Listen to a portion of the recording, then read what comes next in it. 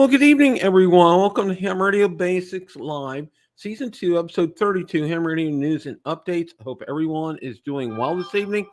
Got kind of a special show in line with what we've been talking about last week. Now, the new start time is really 5 p.m. Eastern. I kind of screwed up this week, so that's my bad. But we will be starting at 5 p.m. Eastern Standard Time starting next week, which will be today's the second. It'll be October 9th. Okay. We'll be set. So October the 9th, we'll be starting at 5 p.m. Eastern. Just want to kind of square that away. What I thought I'd like to do, this is really kind of be more of a Hurricane Helene kind of a show tonight. Cooley, welcome. I did see you. Thanks for stopping by tonight. Appreciate that. And again, apologize about the confusion on the start times. I am going to be starting at 5 p.m. Eastern. Okay, James, welcome. Good to see you tonight. All right. What I thought I'd like to do first is just kind of take you around and show you some pictures from around the area of what happened here. Just to let you know, the closest Hurricane Helene got to us, Andy, welcome. Good to see you this afternoon, my friend. The closest Hurricane Helene got to us was 100 miles offshore, okay? And I want you to bear that in mind as you're taking a look through some of these pictures that I'm going to show you. Now, I really went and looked for some good pictures. Now, these pictures that I'm going to show you are in and around the Tampa area here. So,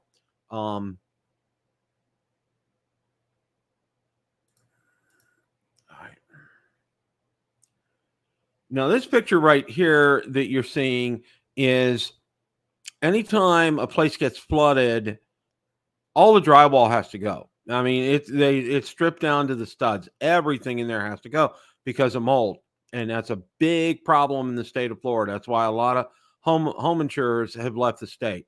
So if you get flooded, it all has to go because it'll turn into mold if you don't. Now, this is over, and I'm going to show you a satellite map here in a few minutes. This is over near the beach area. And when I'm calling the beach area, it's Clearwater Beach, St. Pete Beach, Indian Rocks Beach. They're all along the coast. And the big problem with the storm surge is it deposited a lot of sand and debris very far inland. And I'm going to show you exactly how high the storm surge was here in a minute. You can take a look and see there was a lot of damage caused by this storm surge.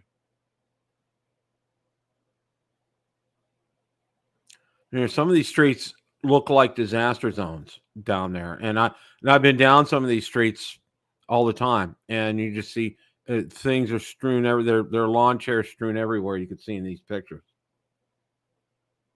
You can see this person's truck is halfway buried in some sand. And I got another picture that's going to show something even worse here. There's some damage right along the beach area right there. Now here you can take a look. This is very typical. This one here on the right where I'm kind of moving my cursor right there. A lot of vehicles got buried in sand, and a lot of sand got taken up from the beaches. And it's a mess. It's a real mess over there.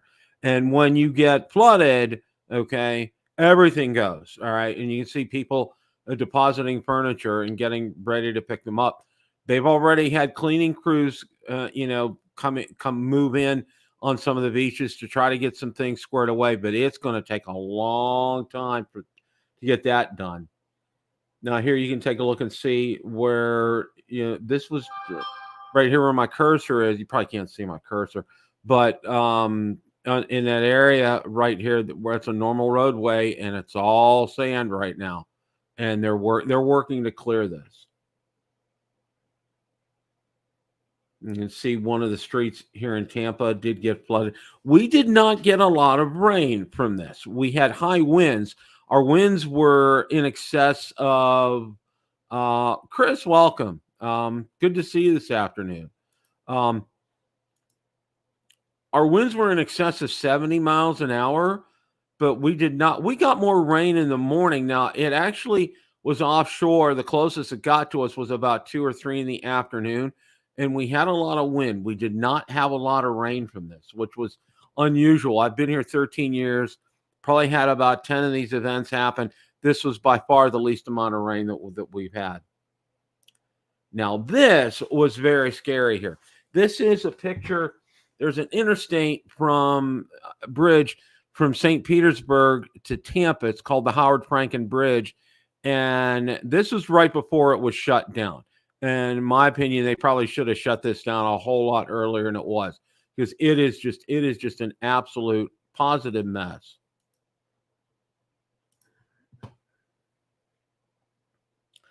And boats got moved. Boats got moved all over the place. And boats got moved into driveways, front yards, backyards, and swimming pools. And there's a boat in somebody's swimming pool. Now, here are some boats all over the place by a dock over here.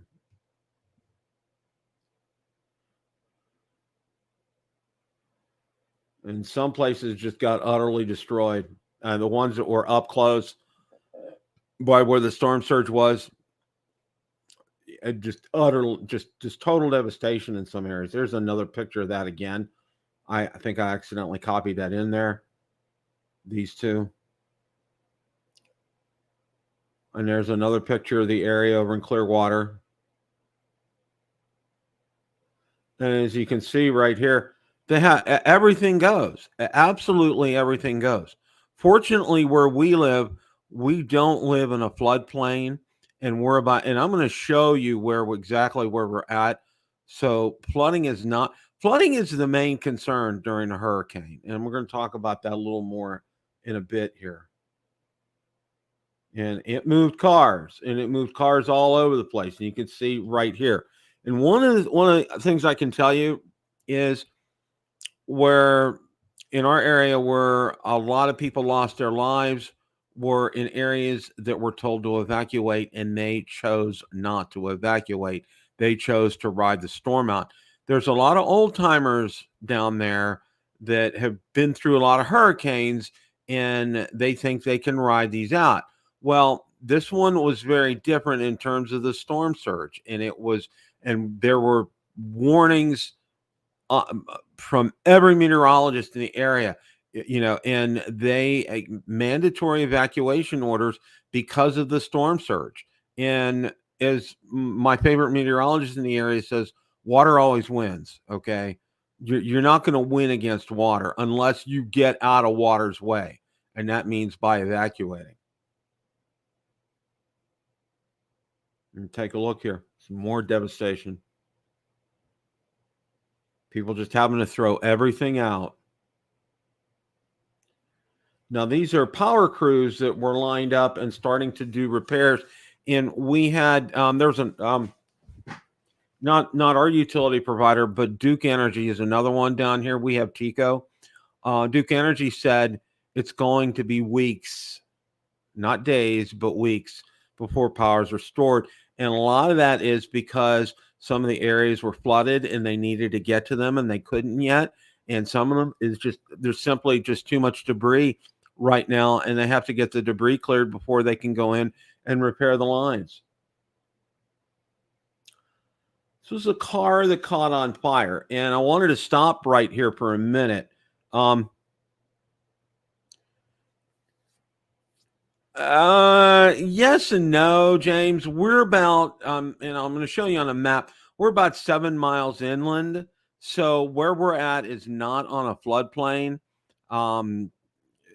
Although our area was surveyed before they put in our homes, but technically we're not on a floodplain. One of the things that we are going to do is we're going to get flood insurance. I think it's very prudent for us to do that because it's a mess right here. And I would rather be safe than sorry. And all these people, I hope they have good homeowners insurance with flood options on them. That's all I have to say. But a good question. It's a good question. Yeah, that was, John. that really was. But this car right here, a lot of cars caught on fire. And let me tell you something here, okay? And I tried to find it and I couldn't. There's a Nest video of a car in a garage. I think it was a Tesla, okay?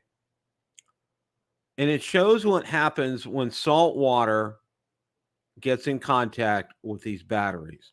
The car caught on fire, started a fire in the garage, and the fire spread to the house and burned the house down. So, rule of thumb here, okay? If you have an electric car and you're near where there's going to be a flood, you need to get out of Dodge. You need to get out of Dodge in a hurry because that's going to cause problems. And this car caught on fire. I think it's a Tesla. I'm not sure, but water and salt water and these batteries do not mix at all. Clint, welcome. Good to see you this afternoon. Thank you for stopping by.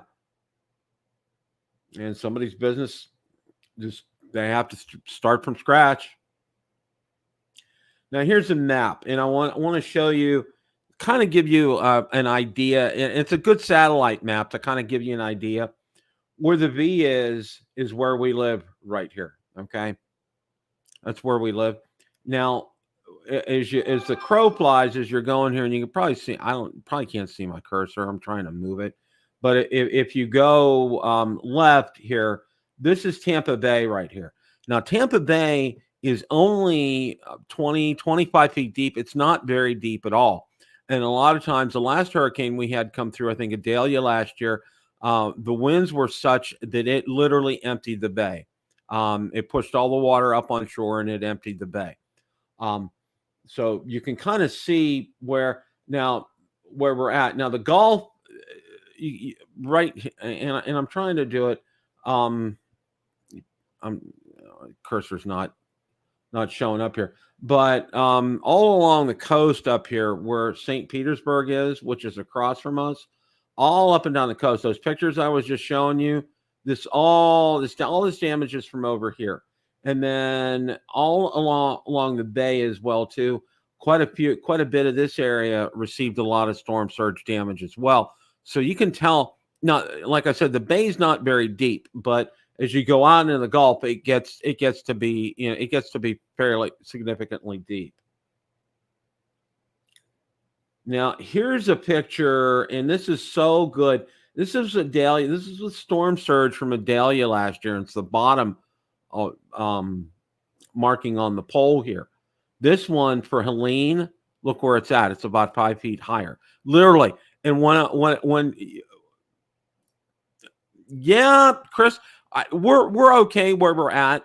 I mean, it would take literally a Category 4, Category 5 hurricane coming along shore and stirring up that water to maybe even get it close to us. And normally what they will do is if they think if there's going to be any chance of a flood, there are evacuation zones and routes that are already clearly marked for everybody here, and they will tell everybody go. Okay. They won't hesitate. And I'm gonna jump the gun because I'm obviously on ham radio. I try to have an ear out for things. And if I hear anything like that, we're just grabbing some bags and getting out of Dodge immediately. No, I'm not going to hesitate. You know, the number one thing to do before this even hits. Wow, James. Wow. The number one thing to do before this even hits, and a lot of you in Florida already know this, is to get gasoline. I mean, to have a full tank of gas in both your cars, to make sure that you can take one of them and get out of there. Now, here's a satellite image, and it's incredibly interesting here. Now, the one on the left shows what it looked like out in the Gulf before the hurricane hit, and the one on the right literally shows the sediment that was stirred up after the hurricane passed through, and that's along the Florida coast right there. That's an incredible picture. I wanted to show that to you guys. And that's what I got for pictures here. Now, I'm going to get to sharing some other things here in a minute.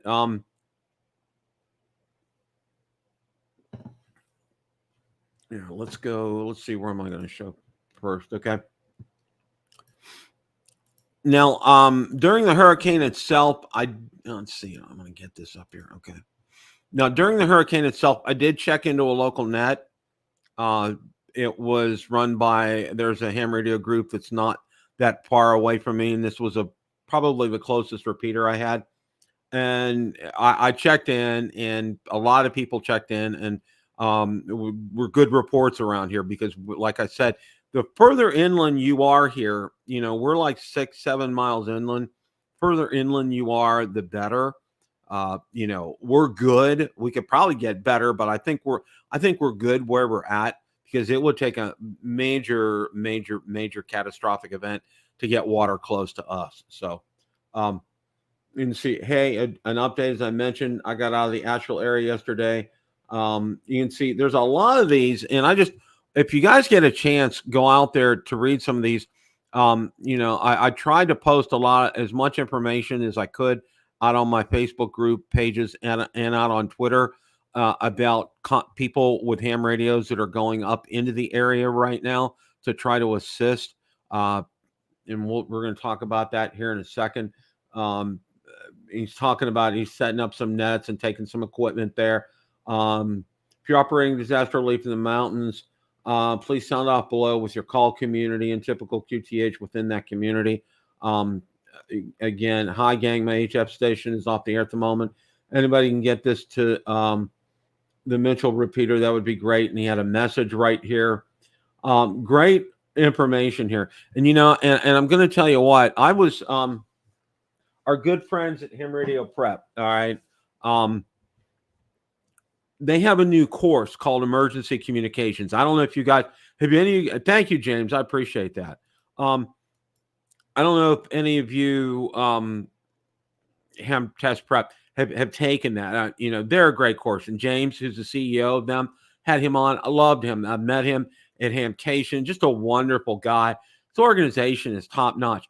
They have a new course they're coming out with, and they've asked me to interview Professor Jim, and have him on the show. And I'm going to have him on the show, or I may, do it offline and put it on during a live stream. I don't know. I haven't decided yet how we're going to do that. I'm trying to get hooked up with him. They have a new course on emergency communications. Okay. And I think this is something now with Helene, how it's highlighted, and really it's shining a spotlight on ham radio. And ham radio, from everything I've seen out there right now, is coming through loud and clear in a great way. So, even, and here, I'll tell you what, people say what you will. And I know a lot of people really rag on Baofungs and things like that. But in the TID radios, well, TID radios, I think they're better. Spurious emissions, right? You know what? Spurious emissions will take a long time to do you harm. Okay. Water will do you harm in an instant. All right. And if you have a way to communicate. And it's showing, it's coming through loud and clear. Repeater networks, everything, everything I've seen and heard, it has been absolutely great. Prep Ham Paul, welcome. Thank you for stopping by.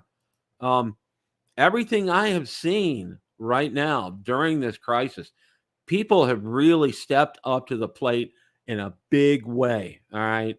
And kudos to all you guys out there, if you're watching me live or if you're watching me on a replay, because I'll tell you what, you guys have really stepped up and not only provided communications, but, I've read numerous instances where people are bringing bottled water, supplies, food, that type of thing. One of the things that I will say is I'm kind of appalled at how slow our federal government has responded to this. I know, and I talked to a friend of mine, and James, maybe, if you lived through Katrina, I don't know if you were down there during that time or not. I have a good friend on my drone channel who currently lives in Louisiana, and he remembers Katrina and the extremely slow response from our federal government back then. And it's still the same way. And it's a shame because these people are hurting. They need assistance. I don't know if any of you are familiar with the organization Samaritan's Purse. It's run by Franklin Graham, and they're located in North Carolina. They were immediately dispatched to the area and are helping out. These first responders are doing yeoman's work. It's some of them. It's been days before they've been able to eat or have anything of sustenance, and people are paying for pizzas for them. Just it, we're seeing the best of a lot of people right now, which is great here. So I'm going to go ahead and move on. Now, this was interesting, and this is from a beginner. Okay, why are transmitting and receiving antennas half wave and quarter wave, but not full wave? Why are they not the same length as the wavelength? Okay, and somebody went in and explained it very well to this gentleman, and and I got to say this. I mean, this is kind of a sidebar from our main topic tonight. I love groups like this. This is a great group. That's why I'm still part of it. They do such a great job with that group because they don't belittle people. They everybody's welcome in that group. No question is a dumb question is probably one of their mantras, and they really explained it really well. I wondered that too, but apparently half-wave antenna resonates better and the signal is stronger. I'm sure an engineer can explain why. And also too, the physical length of a full wave versus a quarter wave. Okay, and especially if depending upon the bands that you're going to be on. So just some great explanation, a great time, a great group. Ham radio for beginners. It's really good here. Hurricane Helene safety check-in. I was a part of that. But it also has some really valuable information out there that people were using today. There's, of course, for the show for tonight. Hey, everyone. I'm in Western North Carolina, close to Asheville. Again, he's assisting and just asking for assistance right there. This is a repeater that's been set up right here. And this information I was asked to share that. Now let's go ahead and go out on Twitter. I do have some more things to share with you on that.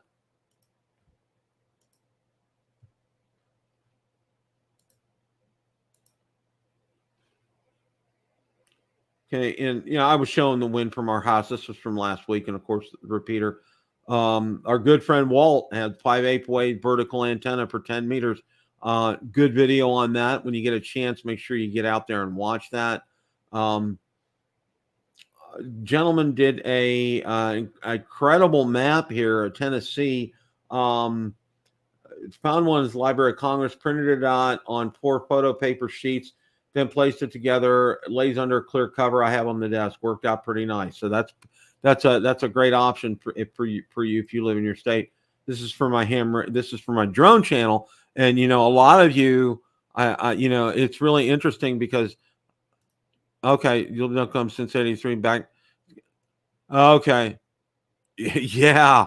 Yeah, James, I'll tell you what. You are absolutely right. Absolutely right.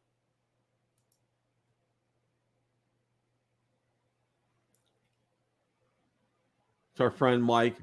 If you know, you don't know. And here's what I showed you before. Now, this is some excellent information on why North Carolina got hit as hard as it did. Let's see. It's content. It's not let me share that. So, but yeah, I basically there's atmospheric condition, and I talked to one of my friend who lives out west, and he says he lives in Idaho, and it stalled this system, and that's why. And they had also had a lot of rain prior to Helene coming up there, and that's why things got very ugly very quickly. They did say, wow, wow. No, they did say, they try to get as much warning as they could ahead of time, but a lot of this just accelerated very, very, very quickly here. Now, this is a tropical update for us. We're okay for the next several days, but still keeping an eye out. There's nothing really to be of concern right now, but there's a couple areas of interest that they're going to keep an eye on. Nothing for the rest of this week, so we're good with that. And that's all I have for there. One of the things again, I can't say enough on a lot of these, a lot of you out there, if you're watching on replay or watching live, kudos to all of you, especially in Western North Carolina, who have jumped, you know, through fire to get information to people. One of the things it's prompted me to do, and I think this is something you should look at, is I'm going to get a Garmin. It's a 67i. It will enable me to do. Well, see, the other day. You probably were aware. I think some of you, if you have Verizon was down a majority of the day the other day, and it was interesting because one of my phone, I have two phones. One of them did not work. It said bad SIM card. Okay, the other one worked, which was bizarre. All right, and they were having a real serious problem the other day. And I called my wife on my other phone, told her about that. I said, "You need me? Call me on the other phone." But it also prompted me too because if things go down, how are we going to be able to communicate with loved ones who are at a distance? Obviously, I have what I have three HTs. I have a Yaesu. I have two TID radios. I actually have two more that I haven't unboxed yet and everything. But I have two working ones right now. I have the IC 705. Have a 7300. But that's great for getting us help. But I'm also thinking in terms of being able to communicate with loved ones that we're okay. For example, oh yeah, and I wanted to mention, my wife has a sister who lives in Western North Carolina area, and she was able to communicate to one of my wife's other sisters, that she was okay. She has an iPhone 14 or above. I don't know which model she has, and it has that satellite function, so you can be able to send out text messages, and she was able to do that and let us know. I have another friend in North Carolina who communicated with me that he's okay. Have a friend who lived in North Carolina. She and her husband live in South Carolina right now and communicated with me. They were okay, but her stepdaughter was in Western North Carolina, and she told me did hear from them and that they were okay. So, communication is the key right here.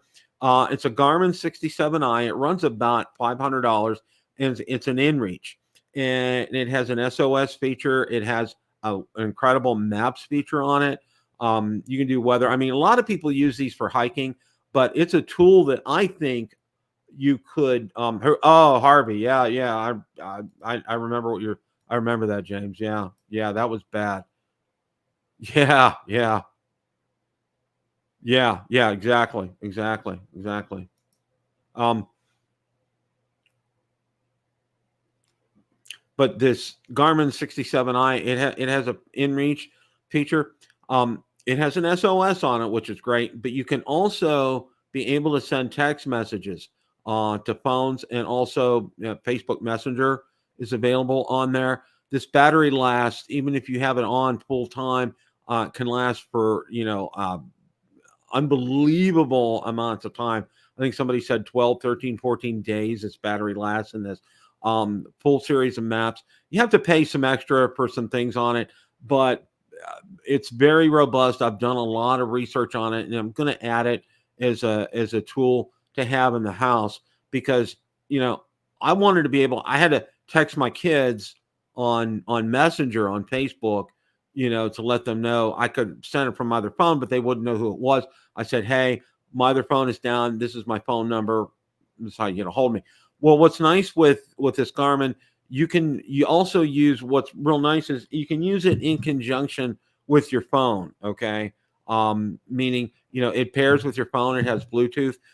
You have some preloaded text messages that you can have up there, but because it's very clunky. It's that it has that little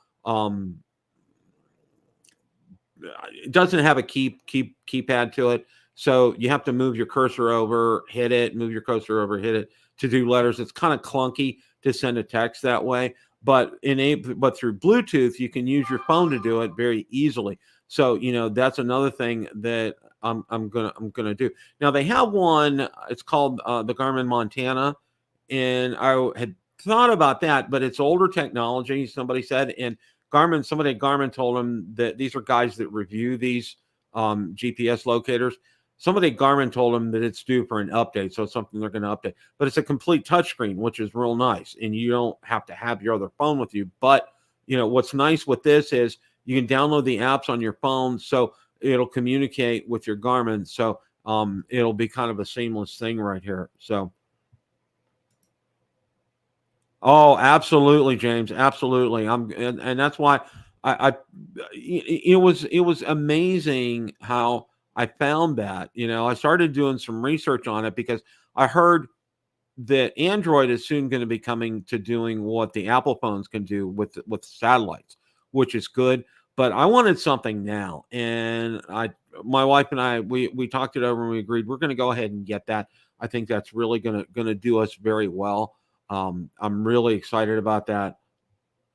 Can't say enough. So I'm going to get that ordered from Amazon, and it's a good price on Amazon. I think it's $4.99 on Amazon. It's for the InReach, and you got to pay for the subscription for it. And I'm going to buy a rugged case for it and get it in there, and that's going to go everywhere. When we go on trips, it's going to come with us. I'm not going to leave that thing at home. And it'll also be nice too, and backup is because it has maps on it too. Not only topography maps, but it also has road maps on there as well too. So I want to thank all you guys. Oh, jeez, James. Wow. I'm sorry. I just saw that. I want to thank you guys all for stopping by and hanging out with me with this time change for the show. We're going to go to 5 now. This was because I didn't realize. I thought we were 6, but no, we were 5. So I set it on a Google Calendar and I got a reminder for it. So starting next week, we'll be on at 5 p.m. Eastern. I'll make sure to get information out about that. Thank you guys so much. And thank you all of you, especially if you've assisted in any way with the relief efforts in Western North Carolina or even in Florida or Georgia, anywhere along the coast. Thank you, James. I appreciate that. I appreciate you guys a lot. And that's why I like doing these shows. I want to keep it simple. I want to get information in your hands to be able to help people. And that's the whole reason I got into ham radio, was being able to communicate in case of an emergency. And this is the time to shine. And this is when ham radio is doing it. So stay tuned. We got lots more to come. I'm going to have, he's called Professor Jim. We're going to have him on. We're going to talk about that new course for ham test prep. That's very exciting. And I'm going to give away one of those as well, too. And I'll probably give away another one during our Christmas giveaway as well. So, wow, that's fantastic, Chris. That is awesome. Thank you guys so much. As always, guys, remember, it's a great day to make a QSO. 7 threes, everybody.